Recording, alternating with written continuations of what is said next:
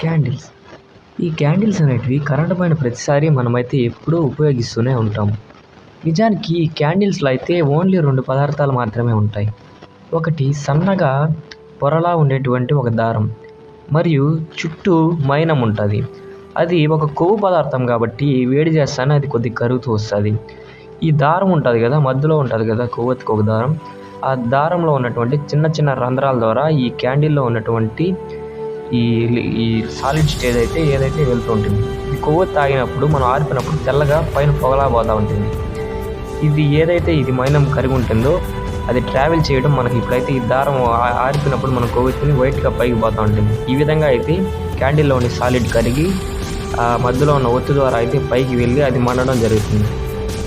చూసారు కదా క్యాండిల్స్ గురించి ఫన్ ఫ్యాక్ట్. మెయిన్గా మీరు ఈ ఛానల్ని సబ్స్క్రైబ్ చేసుకోలేదు. ఒకసారి సబ్స్క్రైబ్ చేయండి, లైక్ చేయండి, ఈ వీడియో నచ్చితే